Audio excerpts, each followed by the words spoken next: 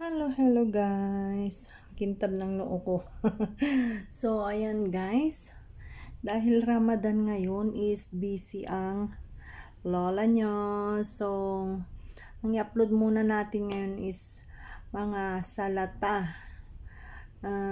Since pang 7 days na ngayon, so 7 kind of salata rin yung i-upload natin kasi everyday hindi mawawala yung salata dito guys, kahit nung hindi pa Ramadan.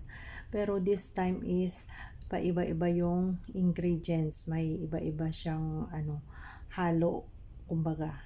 So yun ang natin, but before anything, siyempre intro muna tayo. Pasok.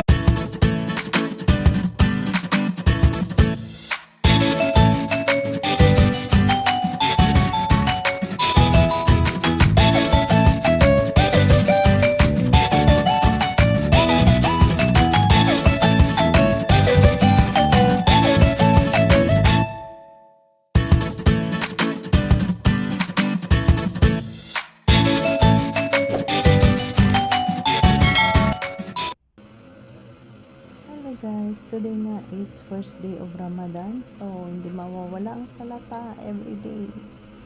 And today this is my salata: cabbage, lettuce, cucumber and carrots. At ang bago dito guys is yung sweet corn. Nilagyan ko ng isang latang sweet corn. And syempre before i-serve, lalagyan ko mamaya ng salt and olive oil.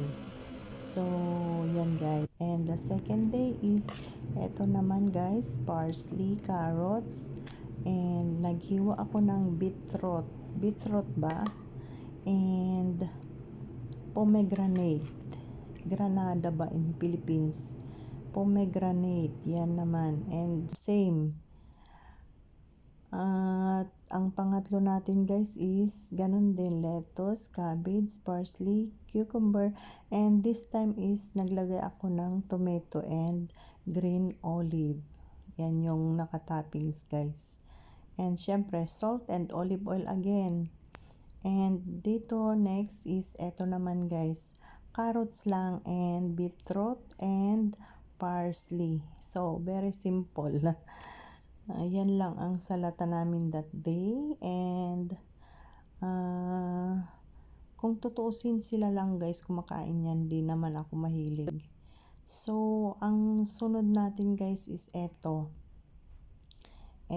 parsley, yellow and orange pepper yan guys ha, pinaghiwalay ko lang para colorful. Lettuce, cucumber ulit, and carrots.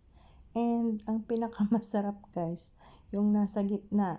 Yan, yung nasa gitna. Diba? Yan ang pinakamasarap. Jer.